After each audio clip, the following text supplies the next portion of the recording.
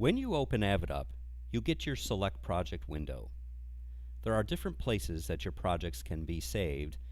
You can save them externally, such as on a server or external hard drive. You can save it on a shared folder, which saves it in the shared Avid Projects folder on the user account, or you can save it in the private folder, which is on the computer's hard drive in the Documents folder. So make sure you understand where projects can be saved and where they can be found on certain hard drives. You can navigate to your project by clicking on the Find folder. And this will allow you to navigate to different folders depending on where it is your project is saved. When you create a new project, you can label it.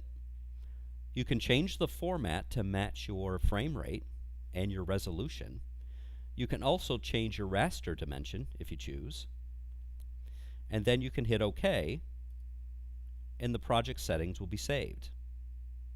Once you go into a project, I'm just going to go into this project right now. Once you go into a project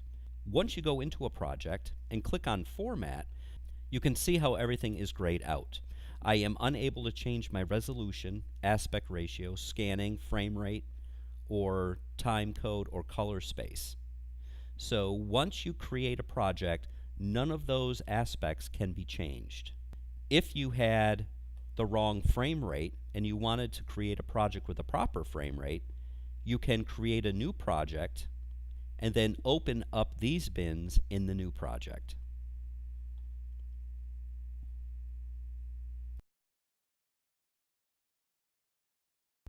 There are a few ways to create retiming effects or motion effects. Say you want to slow down video or speed it up. One way to do it is to use the Motion Effect button. The Motion Effect Editor allows you to change the speed of a master clip that's loaded up into your source monitor. I can mark in and mark out around the section that I want to affect, hit the Motion Effect Editor, then it's going to bring up this window. It defaults at half speed. So say I wanted to speed this up, I might make it 500%. I can then pick the type of field that I want, duplicated, both interpolated or VTR style. I can strobe it if I choose to strobe it, and you can adjust the frames down here. And then you're going to hit Create and Render. You pick the bin that you want your clip to go into, and what it's going to do, it's actually going to adjust the speed of only the video that's in between the mark in and mark out. So I'm going to hit OK, and now it loads it up automatically. Notice how it gives it a little motion icon up there. So when I play it, you can see how it is sped up. Now this I would have to edit into my timeline if I wanted to use it. But say you want to adjust the speed of a clip that's already edited into your timeline. This is when you would want to use the time warp effect. So under your effect palette, you can see we have different types of retiming effects. We're going to click and drag the time warp effect and put it down here on our clip. So what I'm going to do is I'm actually going to try to slow this portion of the clip down. So you can see I put it on there and nothing really happens. What we want to do is edit that effect. There's a few different ways that you can do this. You can use, if you come down here to the left of your timeline, you can use the Motion Effect Editor, or you can just use the Effect Mode Editor. Either of these two will allow you to adjust your time warp. So if I click on my Motion Effect Editor, you can see how I get this little graph. This allows me to adjust the speed of my clip that's already in the timeline, and I can play around with it using keyframes. So right now you can see we're at 100%, so it's playing at real time. Say I wanted to slow this down, I can make the entire thing at half speed by bringing it down to 50.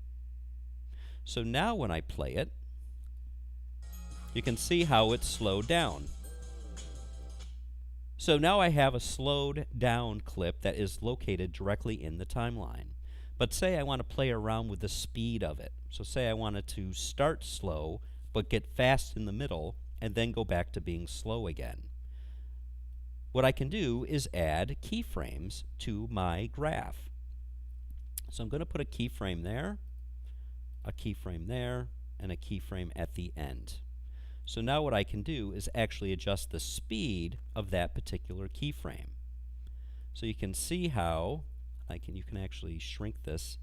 You can see how it will start at half speed and slowly start to speed up and then gradually go back to half speed again. So now when I play this clip, I'm going to speed up and then it's going to slow back down. So that's how you can use keyframes to play around with the speed of your motion.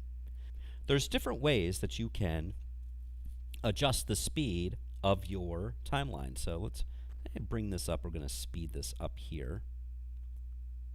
So now it's going to go up, stay fast, and then get slow again. So if you go and click on your keyframe, you can come down here and see how we have 4 different options. We have shelf, linear, spline, and Bezier. Let's click on the shelf.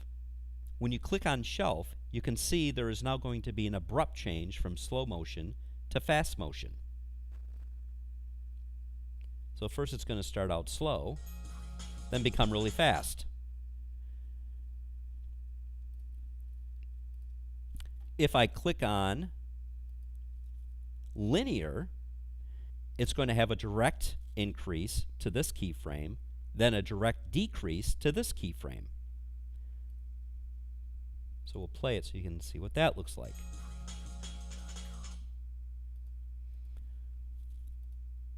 The next one is called spline, and you can see how there's a slow gradual increase and then a slow gradual decrease, almost like a bell curve. So that's going to make the speed look like this.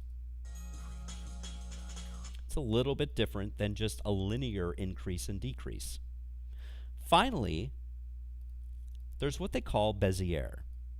When I click on the Bezier, you can see how I get this you can see how nothing changes, but I get this little pinwheel. I can actually adjust how I want it to increase or decrease by spinning this. So you can see as I come down this way, it's actually going to get slower and then increase. So the Bezier is very similar to spline, but it gives you more control over how you want to ease in and ease out of your keyframes. And you can adjust those accordingly. The Fit to Fill button is a very useful tool.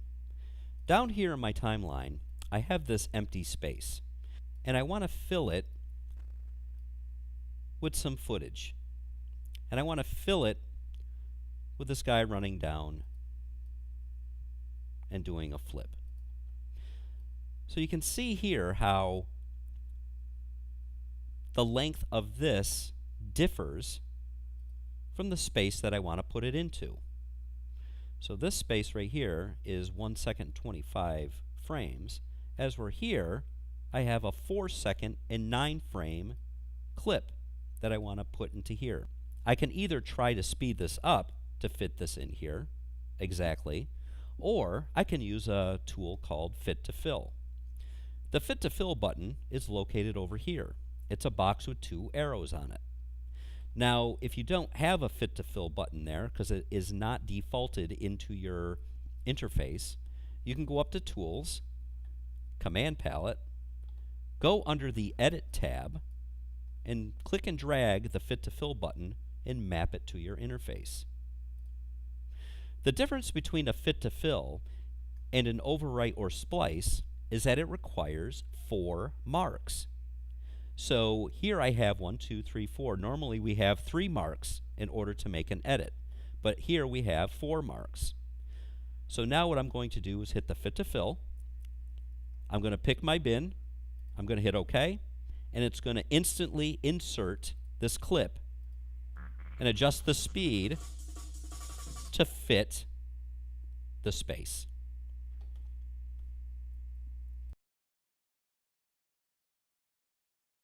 You can adjust the frequency of any audio clip by going to Tools and clicking on the Audio EQ tool. It will bring up this window, which will allow you to adjust the low, mid, and high ranges of your audio clip. You can also adjust the kilohertz down here by sliding this to the left and right. The Audio EQ tool comes with some presets that you can find under this quick menu. By clicking on the quick menu, you can see how we have female voice with present, music high boost, telephone equalizer, tape hiss filter, and so on. You can click on any of these and it will automatically adjust your equalizer tool to those settings. It also puts an equalizer effect directly on your audio clip. This will give you the proper effect that you're looking for. So say you were doing a telephone conversation back and forth, you can put the telephone effect on there to give it that tinty sound. If you want to do more advanced equalizing effects, you can go to Tools and Audio Suite. By going to the Audio Suite and clicking on this pull-down menu, you have a lot of different options to pick from. If I go to the D verb and then click on the plug, it will bring up this window. This will allow me to adjust my clip any way that I would like. I can make it sound like I'm in a hall, a church, room, ambient sound, and so on. You can also adjust these settings to your preference. When you're using the Audio Suite, you need to render your audio effect.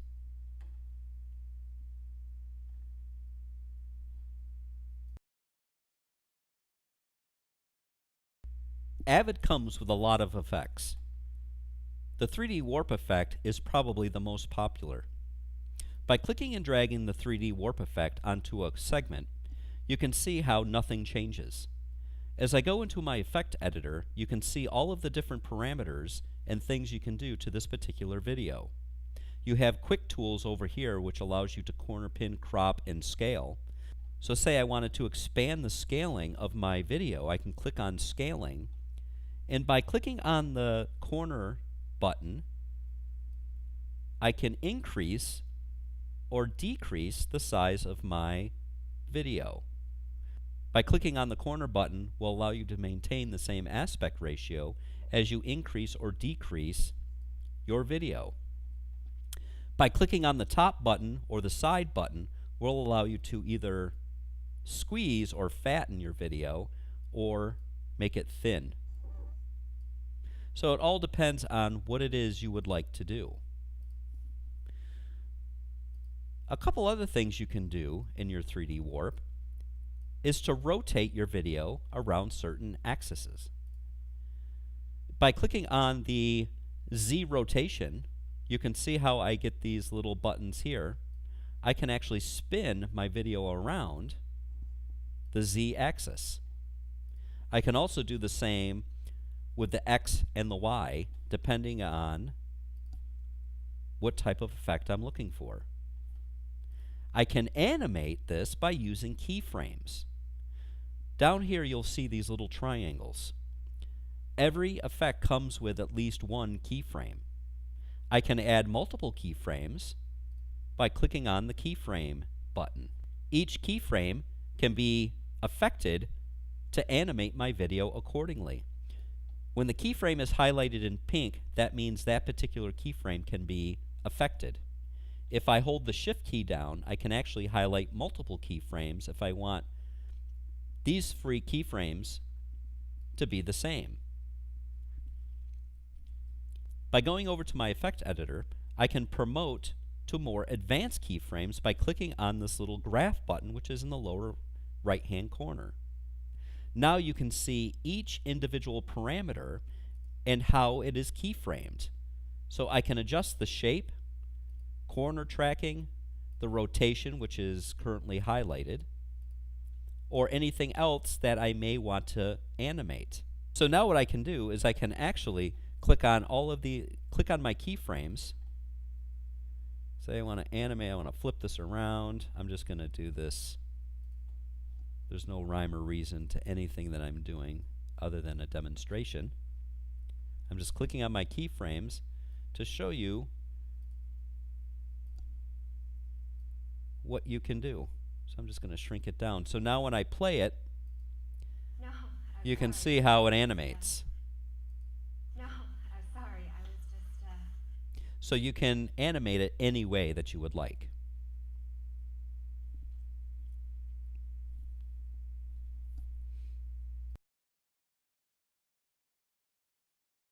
You can burn in timecode and create a watermark easily by going to the generator category and clicking and dragging the timecode burn-in effect onto the video track filler above your video clips. You can see how my timecode instantly appears and how when I scroll through, it gives me the timecode that I'm at. If you go into your effect editor, it gives you a lot of different adjustments you can make to your timecode. I can make it bigger, I can make it smaller, I can adjust the opacity, I can adjust the position. All of these options are given to you right here in your effect editor. To create a watermark, you can click on the text button and then go ahead and type in your watermark. We'll call ours NTC-HDTV. Now you can see our watermark appears right on our screen. We don't want it so solid, so we're going to make a couple of adjustments. We're going to position our watermark, make it a little bit bigger, and then we're going to go to our color and change our background opacity and get rid of the black. So now we just have our white font. Up here you can choose between different types of fonts if you wish. Now I'm going to adjust the opacity of the NTC-HDTV by clicking on my text opacity.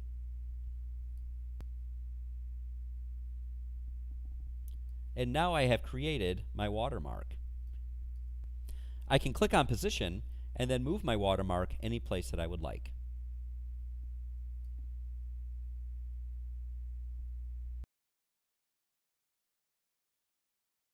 Minifilms are recorded with a dual system, which means video is recorded by the camera, but audio is recorded by a separate device.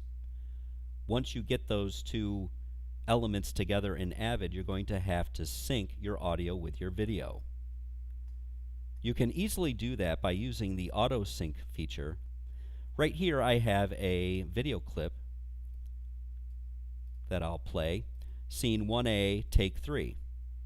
Over here in my audio bin, I have the coinciding audio that goes with that clip. What I want to do is I want to merge these two together. So what you're going to do is, if your video is properly labeled with a marker, you're going to use mark-ins to find a common sync point. So you can see how I have a mark-in set right here, right when the clapper goes down. On my audio, I have a mark-in that is set when you hear the sound of the snap. So what I'm going to do is I'm actually going to bring my audio over to the same bin, and I'm going to highlight my two clips, my audio clip and then my video coinciding video clip. And you can do that by holding down the Command key. What I'm going to do now is go up to Clip and click on the Autosync feature. By clicking on Autosync, it gives you this window and allows you these options to use as a sync point. Because we have an endpoint set on both clips, I'm going to select the endpoint feature. I'm going to hit OK, and what's going to happen is it's going to merge those two into one subclip. Here is my subclip that I'll click on, and you can see now the audio and the video are in perfect sync.